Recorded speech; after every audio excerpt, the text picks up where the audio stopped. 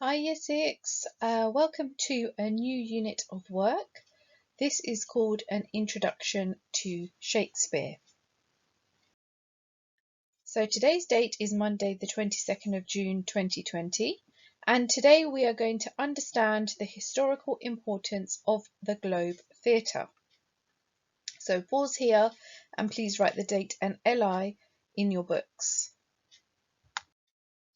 Okay, the first thing I would like you to do is to tell me what you know about William Shakespeare. So I would like you to write down as many things as you can about William Shakespeare. You are doing this from memory, so don't worry if you can't think of too many things. Okay, so this is just your own knowledge. So please write those down in your books. You can do it for about 10 minutes or so. Don't spend too long on it. Okay, so what we're going to do first is talk about the Globe Theatre.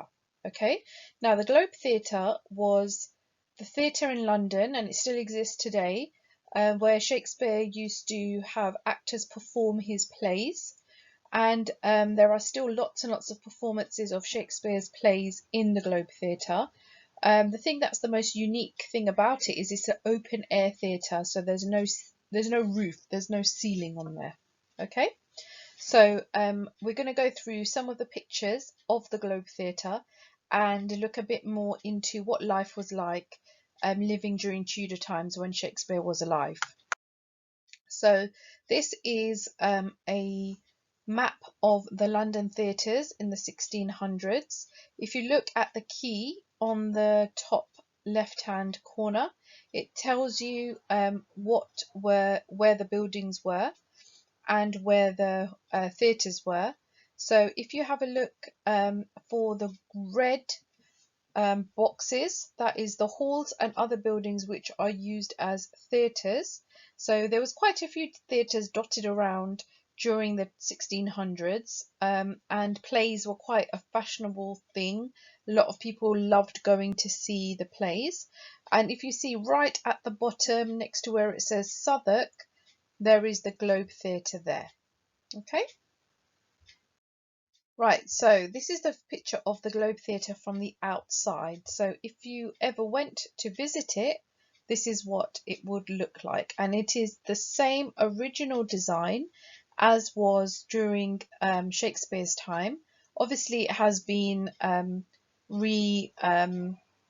refitted to make sure that it is strong and can withstand crowds, and they've changed some parts of the seating and things inside, but they've kept it to the original design. So they've reinforced things, but it still looks like how it used to all those years ago. So this is from inside the theatre, and this is from the pit or the yard, and that area is actually a standing area where the more poorer members of society would pay a penny for a ticket, and they would stand and watch the show. Obviously, they don't have seats and they're more at risk of the elements, because if it started to rain, it would rain straight onto them because there was no roof or no ceiling to the theatre. So people will still pay to stand there, and even now it's seen as an experience to stand and watch a Shakespeare play. Okay, then this is the lower gallery, so this is the next level up. The seats were available here, tickets were slightly more expensive, and people will be able to sit and watch the theatre show. And then we have the middle gallery. So as you can see, people are seated a bit higher up, probably the best view in the house because you are comfortable, you are seated, and you can see the whole stage. As you can see, it gets very busy in the summer. This is a more modern day picture where people are still coming to watch Shakespeare's plays. You can see how close the actors are to the audience as well. And this is from the top gallery. So this would probably be either the middle or the top would be the place where the richest people would be sitting, and they probably paid the most for the tickets, but it would be the noblemen of society. So people that were seen to be of the lower classes wouldn't even be allowed to buy a ticket in this area. This is from the gentlemen's rooms. So these gentlemen's rooms are actually specifically for the noblemen. They would have had cushions on their seats. and they are the government officers and all of those people that worked for the king that would be able to sit in these seats. And this is the view from the stage. So if you're an actor, this is what you would see when you go out to do your performance every night. Very overwhelming, I think, if I was acting on that stage. But these people do it day in, day out, and they're used to the big crowds. But it shows you just how popular Shakespeare still is today. Okay, so this is the heavens, which is the stage roof. So it's not a real roof, it's a fake roof, but this used in production to show a sky. Okay, that's why they've painted stars and moon on there as well, and the sun. And then we have the trapdoor in the stage. So it's seen as hell. It's called hell, like the nickname, but it would be where the actors, if they die, they might drop down into there, and it's just there for effect, if need be, for a dramatic scene. Okay, so what I would like you to do is I've emailed you a document which has information about a day as if you were in Shakespeare's Globe. So if you're an audience member going to see a Shakespeare play in 1592, you need to read that text, and then I want you to answer these questions. So there's questions up to 6 on here, and they continue up to 15 on the next slide. So the first question says, why did all the plays take place during the daylight hours? Number 2, what time exactly did the performances begin? Number 3, in which 2 ways did people travel to the theatre? Number 4, what sort of activities might they pass on the way to the theatre? Number 5, what did it mean when the flag was flying on top of the theatre? And number 6, how many people visited the theatre in 1 week in London in 1592? So you are going to answer those questions in full sentences in your book, and then the following 15 questions also need to be written in your book as well, the answers. So we will go through the answers once you have completed this. Please make sure that you are reading the text. All of the answers can be found there, and it is pretty easy to find them, so I don't think you should have a problem doing this task. Okay, let's go through the answers. So number 1, why did all the plays take place during daylight hours? All plays take place during the daylight because electricity has not been discovered yet, so they didn't have lights. What time exactly did the performance begin? They began at 2 o'clock sharp. In what 2 ways did people travel to the theatre? They travelled theatre by boat across the River Thames, but they could save the ferry fare and walk across London Bridge. Number 4, what sort of activities might they pass on the way to the theatre?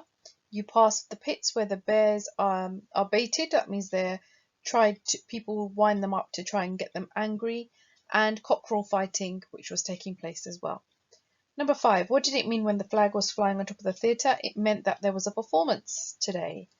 Number 6, how many people visited the theatre in 1 week? In 1592, it was about 21,000 Londoners, which is a lot of people.